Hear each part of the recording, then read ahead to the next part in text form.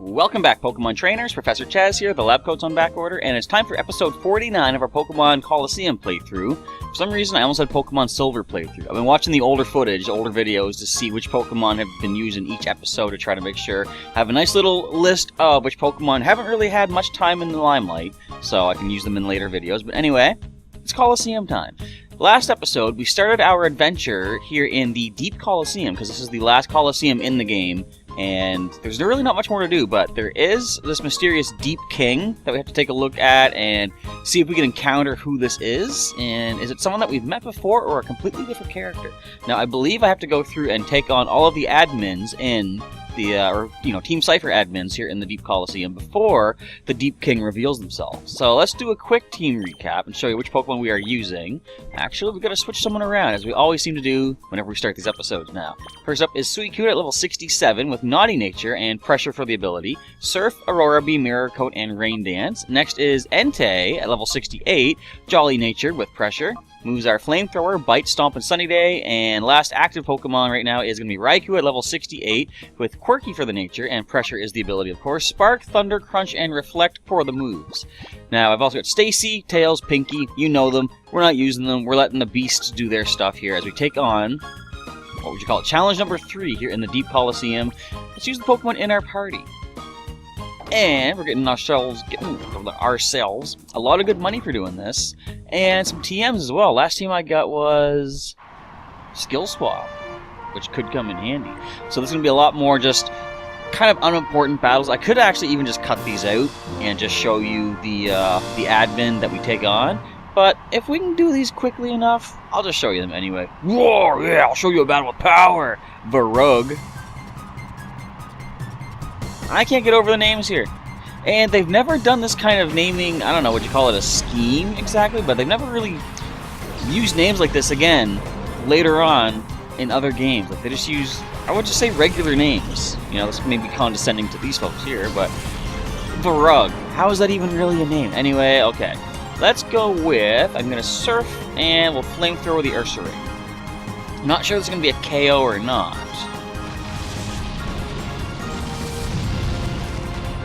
No, but Surf might pick up the knockout, if we are fortunate, if we are lucky. So, as of this time of recording, this is, well, last night if you're watching this, the day that it comes out. Oh, that's not quite the knockout either. Interesting. Don't Guts Boost. Oh, he's gonna Guts Boost, isn't he? Anyway, as of the time of this recording, I'm kind of tired, because I walked about 15 kilometers all... You're gonna Guts Boost each other? That's actually an interesting little combo. But for the course of yesterday, I walked a total of 15 kilometers, give or take, and I'm kind of tired, kind of sleepy. Wait, you just knocked him out with Toxic. Or knocked her out, I should say, sorry. And you're not quite gone yet, but a Surf attack brings you down. So thanks for that free little knockout there. In comes a Machop. Okay, this could be a little bit more daunting. Surf and Flamethrower again is the combo. No Surf will take the Machop down. What was I saying? Yeah, so I did a bunch of walking in Pokemon Go, of course. And I've been saying how there's Doduo nesting in an area in my city. I think they've been replaced by Cubone, because I didn't see any Doduo all day long. I did find 2 Cubone in that particular spot, though. Oh, and interestingly enough, Misdreavus are now nesting in what is possibly the most fitting area. Cemetery, a graveyard uptown. I was actually there in one of the Pokemon Go videos. It's the Loyalist Burial Ground, where all the founders of our city from 150 years ago? I don't know. I don't know the exact year, which is kind of bad for me as a, Canadian, as a member of my city, because I should probably know my history. I don't, so I'm doomed to repeat it if I don't learn from it. Anyways, but yeah, the ghost-type Misdreavus is now nesting, which is interesting and very helpful, very useful, because if people need to, they can start harvesting all the Misdreavus candy that they need for when Gen 4 eventually comes out. Shator. And evolution into Miss Magius. So, interesting thought though. Are they going to include more evolution items? Of course, we know Misdreavus evolves using a Duskstone, I believe it is. And things like Weavile, you're going to evolve using a Razor Claw, Gliscor with a Razor Fang, so there's a bunch of different ways you're going to evolve. Let's go with Surf and Flamethrower. That might get a knockout on both these things. But what I'm wondering, this is something that I hope that they do with Pokemon Go.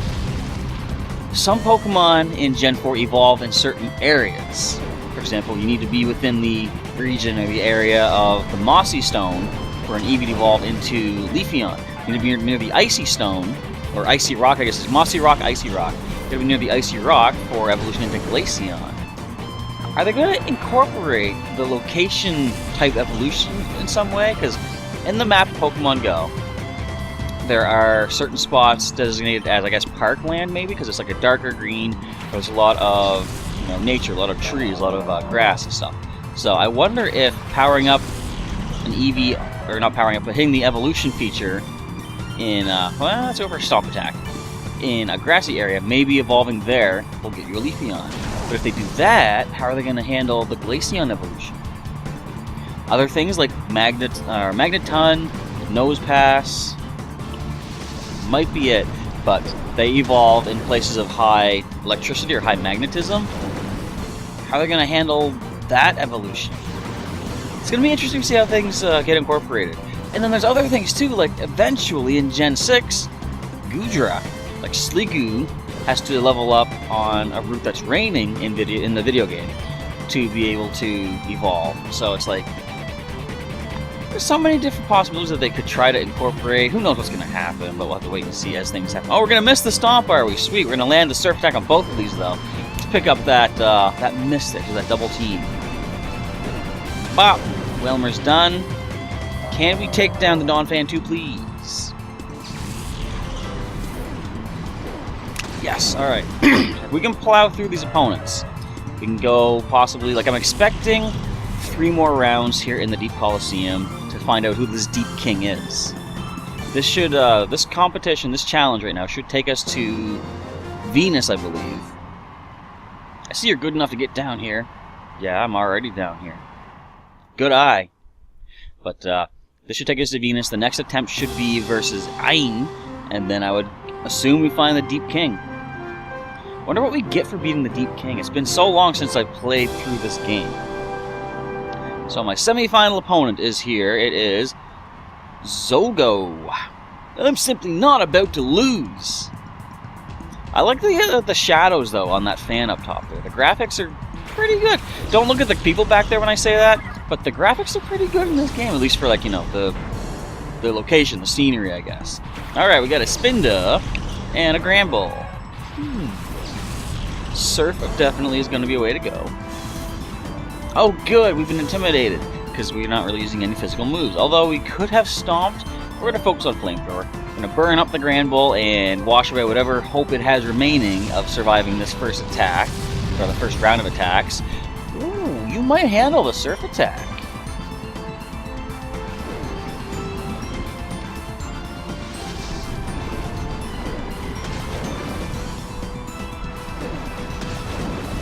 And you do. I didn't know you get Wish. Huh. And Recoil takes down the Granbull. I'll take it. So, we know Surf Attack will drop the Spinda before the Wish kicks in, unless it has Protect, which it very well could. Level up Rente! 69. No new attack. I'm pretty sure they learn them at every one past the 10s level kind of thing. So like 61, 71 kind of thing.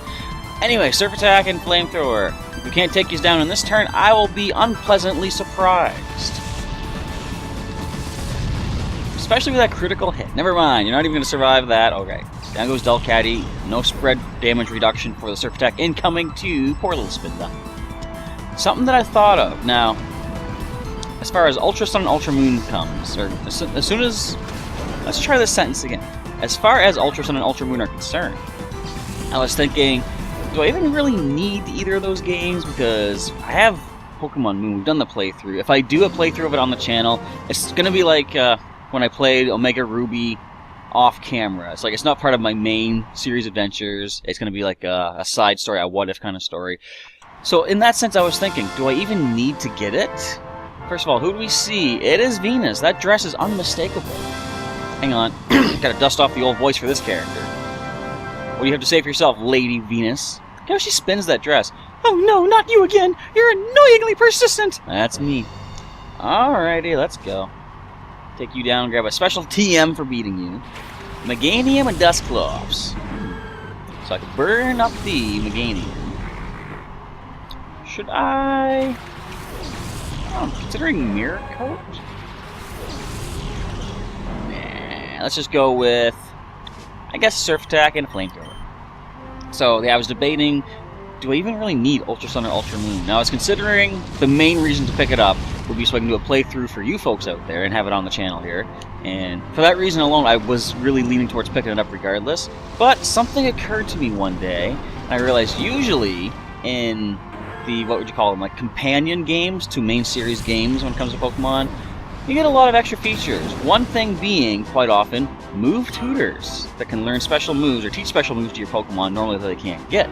So, I am going to want to pick myself up Ultra Sun, Ultra Moon, just for that, the fact that we can probably have move tutors to give you some special attacks. Now, as far as which version I'm going to get, what I like to do is sort of mix things up when it comes to... what do I want to get? The Raichu's the bigger threat, probably. If we can go through Confusion, yes! So, when it came to, like, my main playthrough in Gen 3 was Sapphire, of course, as you saw if you watched that on the channel here. When it came time for the re-releases, the remakes, I went with Omega Ruby as opposed to Alpha Sapphire, because I already played Sapphire, right? So I don't need the Sapphire story again. I'll go with the Ruby story this time. So, since I've already played through Pokemon Moon as my main Gen 7 game, I'm probably going to pick up Ultra Sun. Which kind of makes sense for me too, because I said one of the reasons I was getting Moon instead of Sun was because the Sun and I, we don't get along, us two, you know? Every summer, it decides to just completely torch me, which is not fun. I get sunburned quite easily. In fact, I got a little bit of sunburn earlier, probably about a week or two ago. I was... we're gonna have to stomp with this. Breakthrough! Yes! Excellent.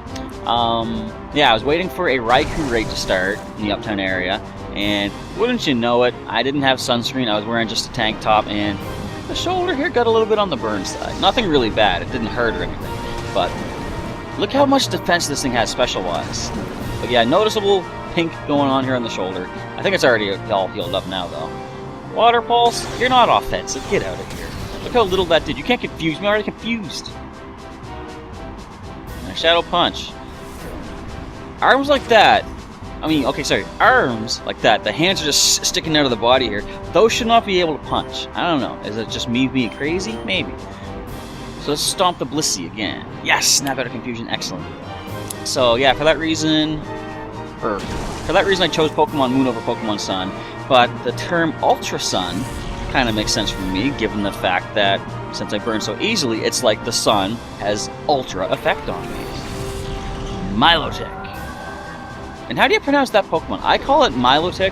I've heard people call it Milotic, depending on which syllable you accent, I suppose. So that's going to do nothing, but the Surf does take down the Dustclops.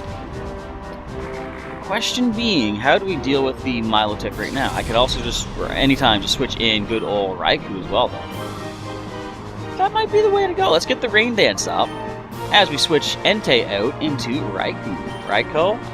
There's so many names that you just don't know how to pronounce them. Just had a thought. How are they going to handle Milotic's evolution, or Feebas's evolution in Pokemon Go? Is it going to be like Magikarp, need 400 Feebas candies to evolve it? I'm game. I'm up for it. Ooh, this will hurt. So we just get the rain up. But you're not that offensive, you're more defensive. Yeah, nothing too much to worry about. Plus, how many levels do we have on you? We're at 68. I don't even look at your levels. Lady Venus has a level 65 Milotic. Actually, that's not that bad. Let's Surf and Thunder. Bringing the Thunder crashing down. Bam. Critical hit. Oh, super painful. Bear with me. Just keeping an eye on my messages. I'm trying to see if I can get something recorded for the Mega Melee for later on today as well. Don't know if it's going to pull through, though. The Mega Melee is going to be somewhat delayed because I don't have as much time to record as I would like, but... Aye! How dare you! How dare you! Because that's what I do. I dare to compare. I dare to share. I dare. There you go. Alright, let's get some cash, let's get some TM, or ATM. A lot more money this time, 2,000 more. And we got TM44. That one is... I had no clue, I don't even try to guess that one. Let's just take a look. But first, we got us an email. Yes, a email. I sometimes like to speak English not very goodly. On purpose. This is Ned. I've been slowly getting more information on the trainer, Deep King. He apparently uses a Shadow Shuckle. He could be very tenacious. Shadow Shuckle, is it? Okay. So let's take a look at TM44 and see what amazing new attack we have to work with. It's going to be the ever-reliable Rest. Alright, let's go back in for one more battle. One more session of battles, I should say. Entei can take a little seat back here, as Suicune can immediately set up the rain, and Raikou can start thundering everything. It's always a good combo to lead with. Alright, let's jump in. We're not going to take on Deep King yet, because this should take us to the Ain battle. And we'll save Deep King, I guess, as a cliffhanger-ish type thing until Monday. How about that? You excited for that, folks? You love cliffhangers? They can be kind of fun.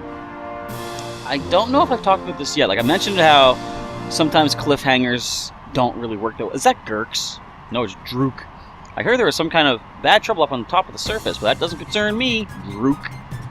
Alright, but I was talking about how sometimes cliffhangers, as long as the cliffhanger does not change when it comes back to resolve itself, things are okay, right? But sometimes when they kind of,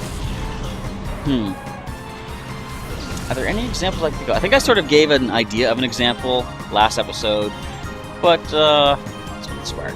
This time around, I'm going to talk about... Do you guys watch a TV series?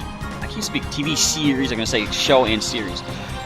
Have you guys seen a TV series from... Just to show how, I guess, old this makes me feel, from way back in the day, a TV series called Beast Wars, or in Canada it was called Beasties. I'm not sure why the names were different, first of all, but anyway, we see they set up their sunny day, so we can't go for the thunder reliably. Fine. But it was based off of Transformers. It was like a continuation of the Transformers, the old cartoon with, of course, Optimus Prime, the Autobots, Megatron, the Decepticons, transforming into various vehicles and such. But this one was based off of not animals, well, kind of. Not Autobots, wait, no. Anyway, they were Maximals and Maximals and Predacons, those are the names. Alright. But yeah, they were based off of these robots that would transform into animals, because they land on primitive Earth.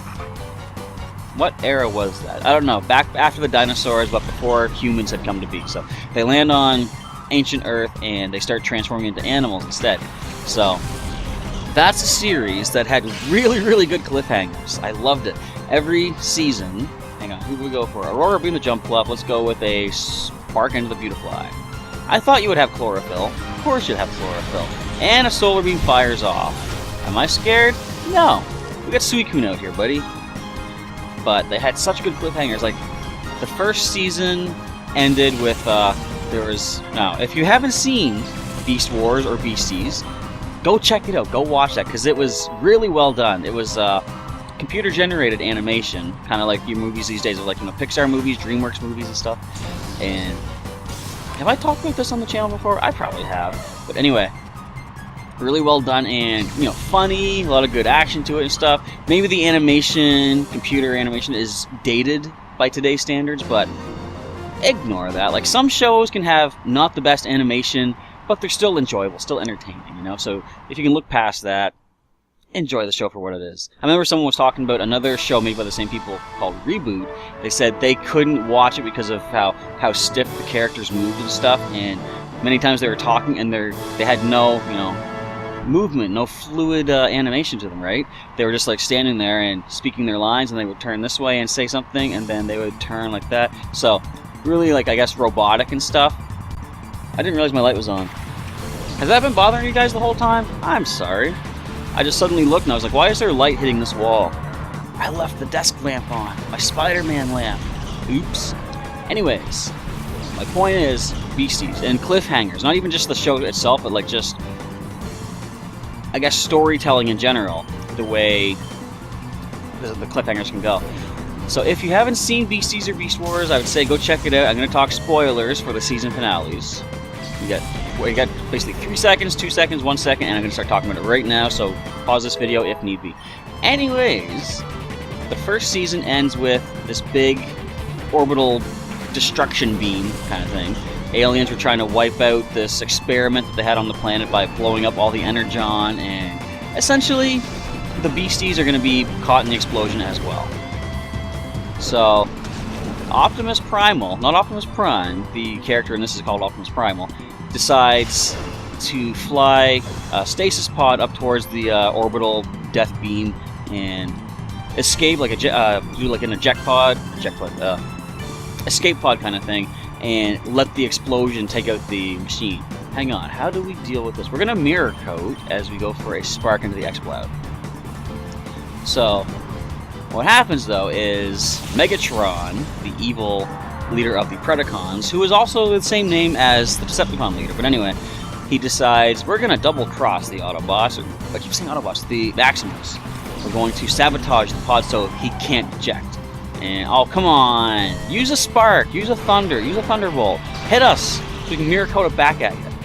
I'm sure you have Volt Absorb, so we can't do anything with our Raikudi. Actually, we could Crunch, which might be a way to go. Let's go for Surf and Crunch. And if it has Water Absorb instead, we'll see by the Surf attack. Unless we knock you out with a critical. Nope. I think one more Crunch gets you knocked out, though. So, oh yeah, of course, there we go. I'm gonna say the game knew that. How do you learn that? I mean, thanks for curing the paralysis. How do you learn smelling salt? I had no clue they could get that. Just 1 second here. Okay, Google. Pokemon Lyron level up moveset. There, I said it tried to say Flareon for some reason. I want to check this out. Hang on, let's choose some attacks here. Let's go for a, I guess, Mirror Coat now. We'll go for another Crunch attack. Crunch should knock it out now. How do they learn Smelling Salt?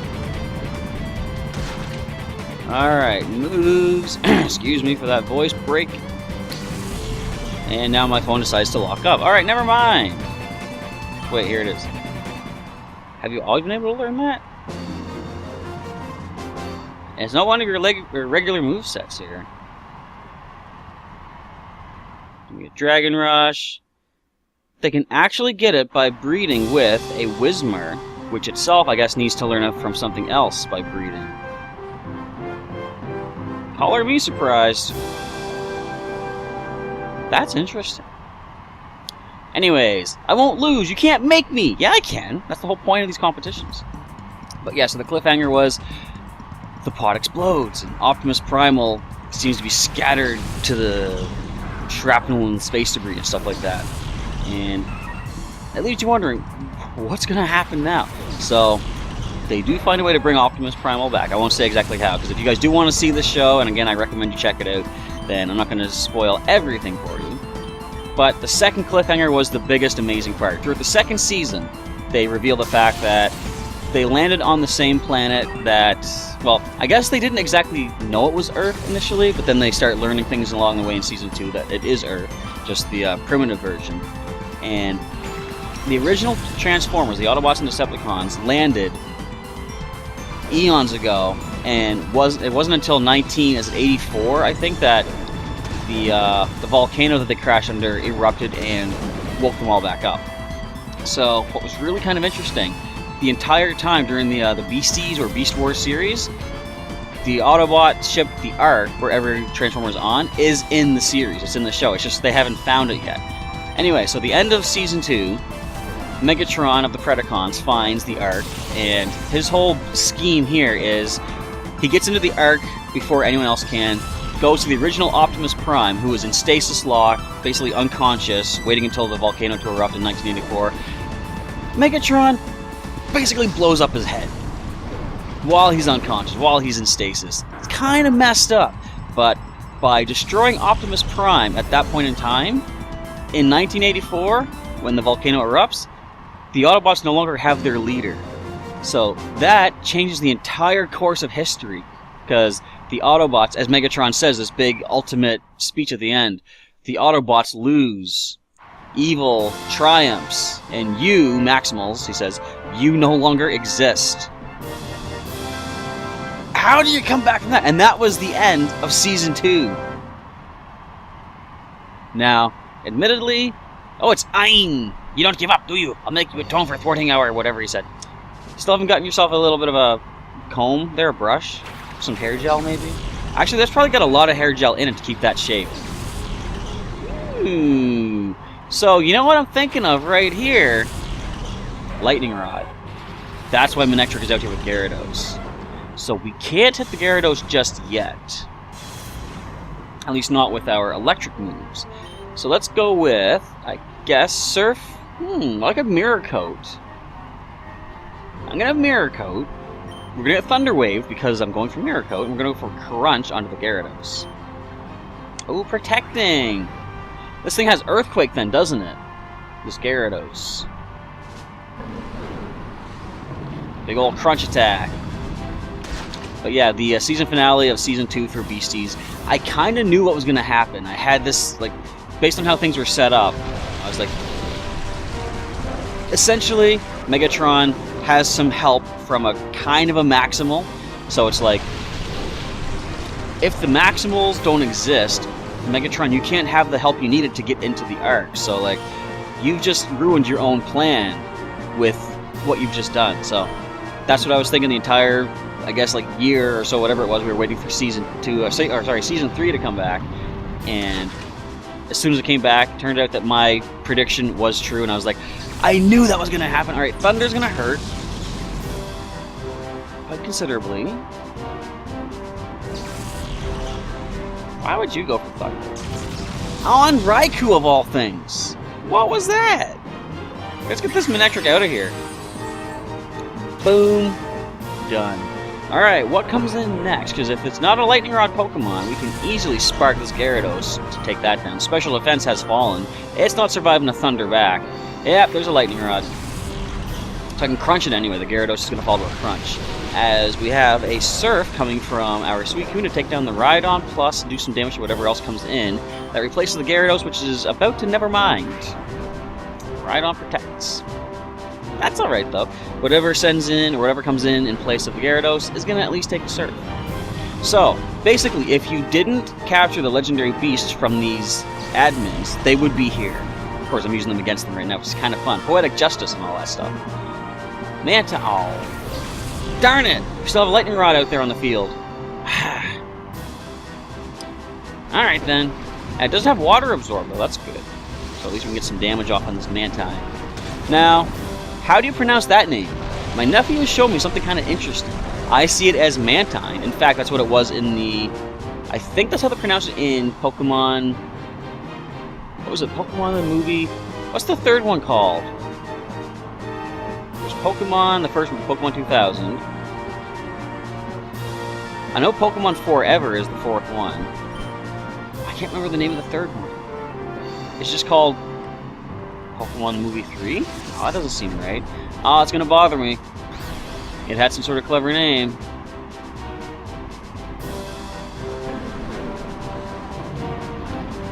I'm not looking it up. I know OK Google is right over there. I ain't relying on OK Google for all things in life. It helped with the smelling salt Pokemon, but of course we're gonna hit ourselves. Earthquake. Man, this guy's got some good combos. Ow!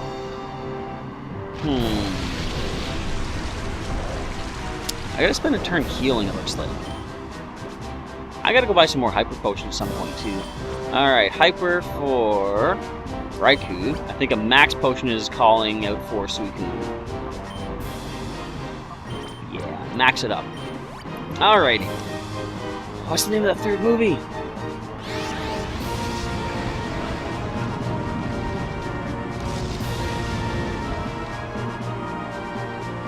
Do I have it on my shelf over there?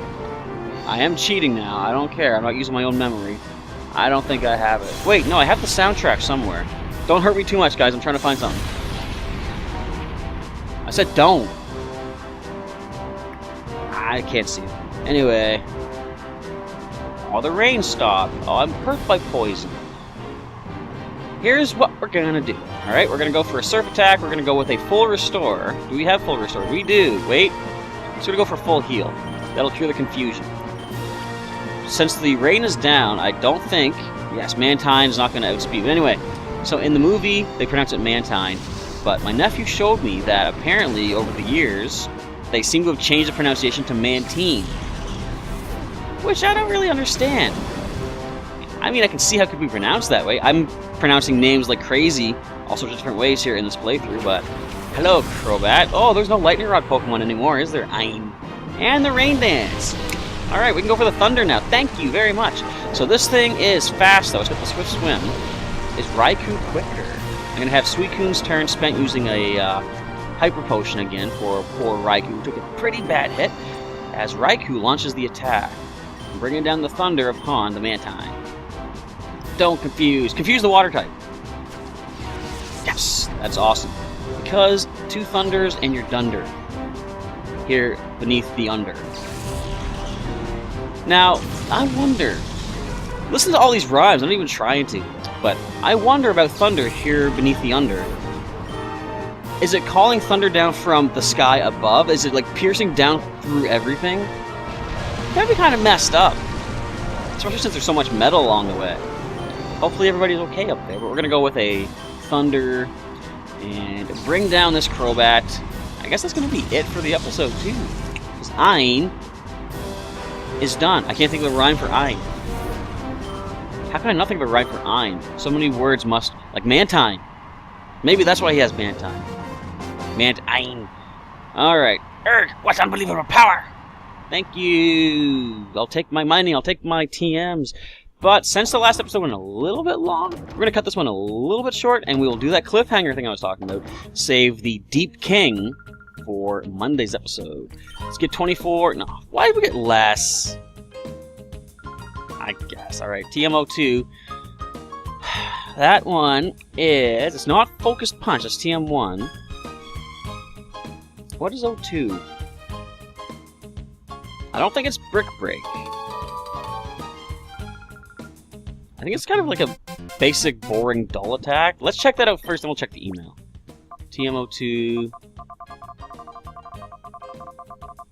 Dragon Claw. No, that's a good attack. I'll take that. Alright, and what does our email have to say about Deep King? Look, just... You gotta spruce up your subject lines a little bit there, Net. Keep it fresh, keep it interesting. This is gonna be spam after a while. My spam filter's gonna pick it up. This is Net. There's a rumor that Deep King has entered in a knockout tourney at the Deep Colosseum.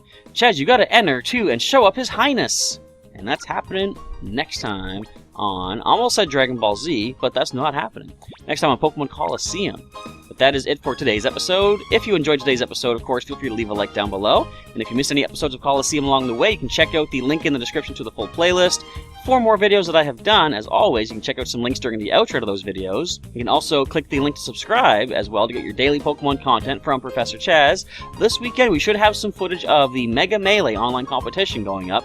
I just need to find some time to sit down, record, and edit and upload and get that footage for you guys out there. I do not yet have confirmation from a friend of mine. We were going to do some battling. We might do a bit of a post-competition battle just for fun. But I am going to have something up on the weekend, probably for the first episode of the Mega Melee, to show you guys how to get involved with viewer battles with me once again here on the channel when it comes to these online competitions, how to download the rules for these things, and assemble your teams and stuff like that. So stay tuned for that, probably in episode 1 of the Mega Melee competition. But with all that, we are done, as I say. Thanks again for watching. Professor Chaz is signing off, and as always, I'll catch you next time.